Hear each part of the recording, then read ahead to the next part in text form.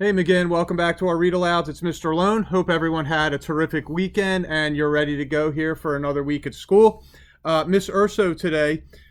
Urso today recommended a book to me called The Paper Kingdom. It's written by Helena Ku Ri, and it goes perfectly for our Asian American Pacific Islander Heritage Month because Helena Ku Ri is of Asian American heritage.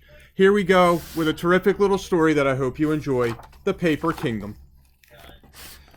Mama and Papa were night janitors. While they got ready for work, Daniel got ready for sleep. Tonight he was so very tired. He snuggled into his bed in a corner of the apartment, and suddenly, ring! Mama answered the phone. Oh, I see. That's okay. She walked over to Daniel. You have to come with us, little bug. To sleepy, Mama? I'll wait for Auntie Clara. That was Clara. She can't come tonight. Can I stay upstairs with Dwayne's family? No, we ask them for too many favors, Papa said. Then I'll stay here by myself. I'll be good. Papa shook his head and helped Daniel change out of his pajamas. Their old car sputtered as they drove to Mama and Papa's work downtown. The big glass building always looked angry. It seemed to say, "Stay out." Can't I just sleep in the car? Daniel asked. But Mama and Papa said no. They hurried Daniel inside and waved at Sam, the security guard. Hello, Daniel, said Sam. Wow, you've grown. Soon you'll be as tall as me. Daniel doubted he'd grow to be a giant like Sam. I won't tell anyone he's here. Sam winked at Mama and Papa. Thank you, Sam, Papa said as they got in the elevator. Daniel was so tired, he felt like crying. When can we leave? Mama and Papa didn't answer. From a big closet, they got brooms, mops, sprays, vacuums, and buckets. So many tools. Daniel sneezed. Why's that stuff so dirty? Because they keep the kingdom clean, said Mama. Daniel was confused. What kingdom? The Paper Kingdom, Papa said. Didn't we tell you before? This is the land of the Paper King. The Paper King? Now Daniel felt awake. How come I never saw him? Where is he? Let's go see, Mama said. Maybe he's in his throne room. They went to a large room with a desk as long as a banquet table in a castle. A tall chair stood behind the desk. Looks like the king's gone to bed, said Papa. Let's clean up for him. Mama picked up paper from the floor. Papa emptied the wastebasket. Why so much paper? Daniel asked. It's the Paper Kingdom. Remember? Said Papa. The king checks all the paper, and if anything has a mistake, out it goes. Papa vacuumed. Sometimes he stopped to wipe his forehead. But why do you have to clean the kingdom? Daniel asked. Mama dusted. She sneezed as she worked. Shh, said Mama, looking around. Don't upset the queen. Where is she? Papa led Daniel into the hallway.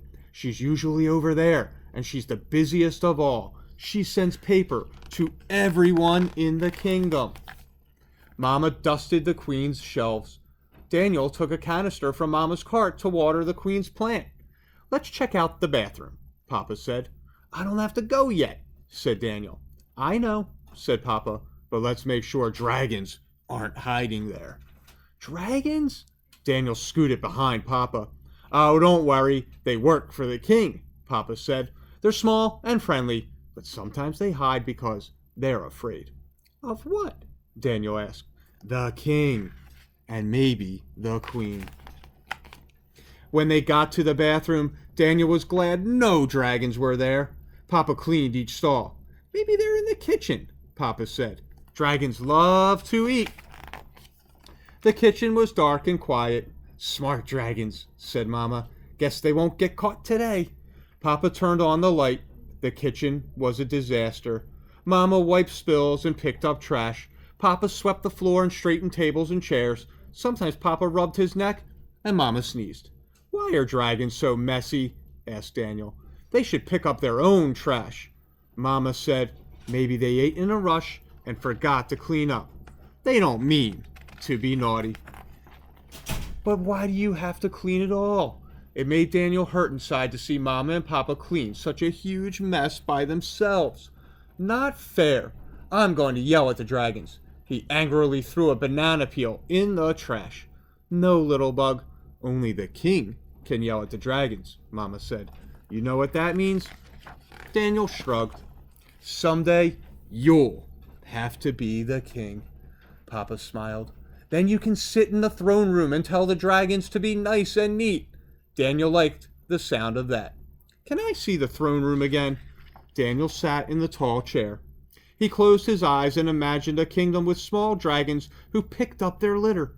In the castle, papers were piled high. In the throne room, the chairs seemed to reach to the sky. Remember, little bug, Mama whispered. Remember to be nice when you become king. The dragons work hard too. She hummed as she wiped the windows. Daniel didn't realize they were home until he felt Mama tuck him in. He snuggled into his bed in a corner of the apartment. He thought about the paper kingdom. He decided if he became king someday, he wouldn't yell at the little dragons, but he'd make sure they cleaned their mess. That way, Mama and Papa wouldn't have to. So boys and girls, I hope you enjoyed that story. I love the little message about hard work. I love how it's a personal story that Helena Koo retells. I love how Daniel learns a little bit about life during that night. That imagination is used as well. Lots of little things going on in that story. And again, we'll be back tomorrow with another read aloud. You have a terrific night.